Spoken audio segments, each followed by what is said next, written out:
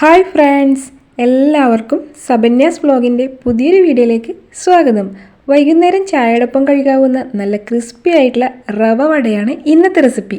വളരെ ഈസി ആയിട്ട് തയ്യാറാക്കാവുന്ന ഈ ഒരു റവ വടക്ക് ആവശ്യമായിട്ടുള്ളത് 1 ഗ്ലാസ് അളവിൽ റവ പൊടിച്ചെടുത്തത്, 1 സവാള ചെറുതായി മുറിച്ചത്, എരിവിന് ആവശ്യമായി 1 പച്ചമുളക് വട്ടത്തിൽ അരിഞ്ഞത്, ചെറിയ കഷ്ണം ഇഞ്ചി ചെറുതായി അരിഞ്ഞത്, 2 കറിവേപ്പില.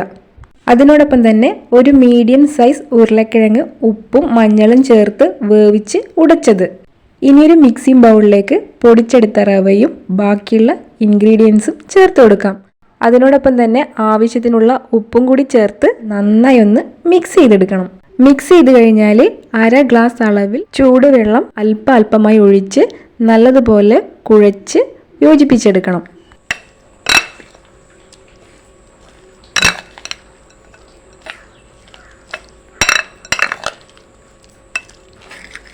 വെള്ളം ഒഴിക്കുമ്പോൾ ശ്രദ്ധിക്കണം, അധികം ലൂസ് ആവാനും പാടില്ല, എന്നാൽ അധികം കട്ടിയാവാനും പാടില്ല.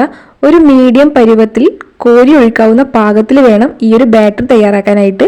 ഇനി ഇതിലേക്ക് ഉടച്ചു വെച്ച ഉരുളക്കിഴങ്ങും കൂടി ചേർത്ത് നന്നായി മിക്സ് ചെയ്ത് ഇളക്കി യോജിപ്പിച്ചതിന് ശേഷം 15 മിനിറ്റ് നേരം മാറ്റി വയ്ക്കാം. പിന്നീട് ഒരു ചീനച്ചട്ടി അടുപ്പിൽ വെച്ച് ഇതിലേക്ക് ആവശ്യത്തിനുള്ള എണ്ണ ഒഴിച്ച് നന്നായി ചൂടായി കഴിയുമ്പോൾ തയ്യാറാക്കി വെച്ചിരിക്കുന്ന ബാറ്റർ നന്നായി മിക്സ് ചെയ്തതിന് ശേഷം ഒരു തവിയോ സ്പൂണോ ഉപയോഗിച്ച് കോരിയെടുത്ത് എണ്ണയിലേക്ക് ഒഴിച്ചു കൊടുക്കാം. ഉള്ളിവടയൊക്കെ ഉണ്ടാക്കുന്ന അതേ രീതിയിൽ തന്നെ റവ വടയും ഉണ്ടാക്കിയെടുക്കാം. വളരെ ഈസി ആയിട്ട് ഉണ്ടാക്കിയെടുക്കാവുന്ന ഒരു പലഹാരമാണിത്. ഒരു വശം നന്നായി മൊരിഞ്ഞു കഴിഞ്ഞാൽ മറിച്ചിട്ട് കൊടുക്കാം. ഉഴുന്നുവട ഉണ്ടാക്കുന്ന അതേ രീതിയിൽ ചെയ്തെടുക്കണമെങ്കിൽ ബാറ്റർ അല്പം തിക്കാക്കി എടുത്താൽ മതി. വട തിരിച്ചു മറിച്ചിട്ട് 2 വശവും നന്നായി മൊരിഞ്ഞു കഴിഞ്ഞാൽ എണ്ണയിൽ നിന്നും കോരി മാറ്റാം.